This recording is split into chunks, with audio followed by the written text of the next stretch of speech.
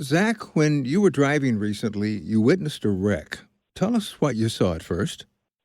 Well, after I pulled off one road and onto Highway H, which is where it happened, I didn't have a very large field of view, and in that small area that I could see, I saw a truck coming down the hill, and it missed the curve, and then it disappeared from view, and it all happened really fast. It happened pretty quickly, and what was the first thing that went through your mind? I was wondering what I even just saw. It took me a second to process what had happened, and then I started. I got my vehicle stopped. I got my phone, got on the phone with 911, and then went up to where I saw the truck go off the road, and then it was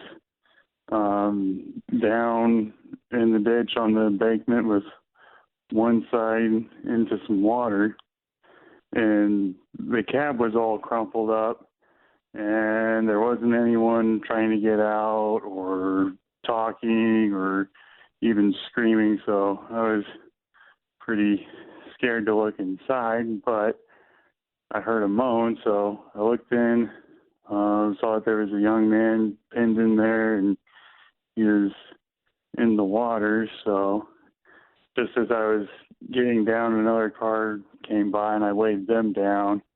Then I got down in there to see if I could get him out, which he was pinned in by the steering wheel and in the water, and he was in a lot of pain, had a head wound, and so pretty much all that I could do for him was hold him by the shoulder to make sure his face didn't go in the water and pray and talk to him. Was he able to talk back with you? No, he was completely incoherent. So, how cold was that water? Well, I can't really remember. I think I had the adrenaline going, so I didn't really notice a water temperature. Okay. So, you said you prayed? Yes. What was the prayer? Do you remember what your thoughts were? I can't remember exactly, but I was praying for him to be okay and to make it.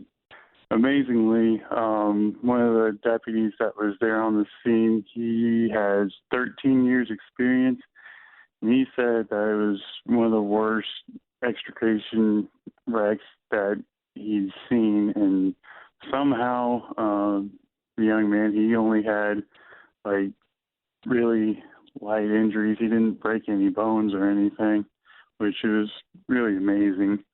Now, I understand that isn't a road that you normally take. Well, Highway H is, but the road that I came off of before that, I rarely go down there. I had, some detours and was not planning on taking the route that I had.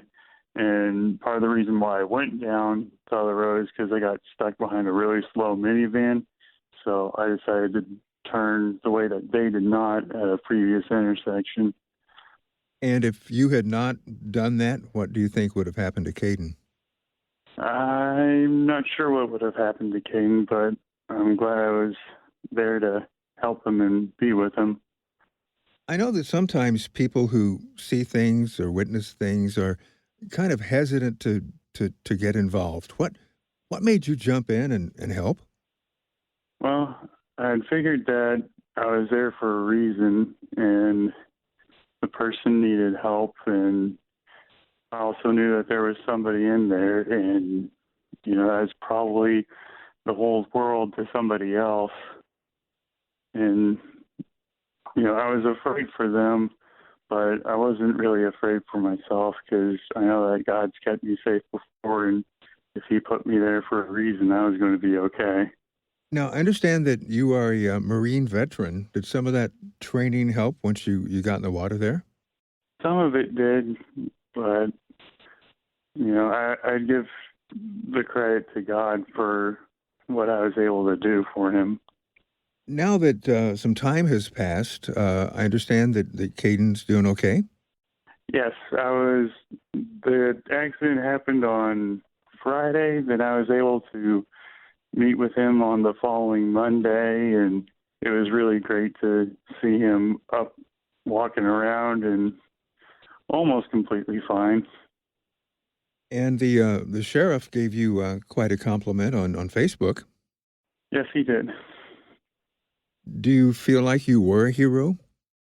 Well, I don't know. I was just where God put me to be at that moment. Understood. A lot of times people who are called heroes say, "Hey, I was just doing what I was supposed to do." And uh, so professionally, what do you do? As of right now, I'm a full-time student studying networking technology. And what do you hope to do in the future? In the future, that would most likely mean working for a business as a network administrator or possibly IT company. I haven't quite decided yet. All right. Zach, I sure appreciate your talking with us. Thank you. Thank you.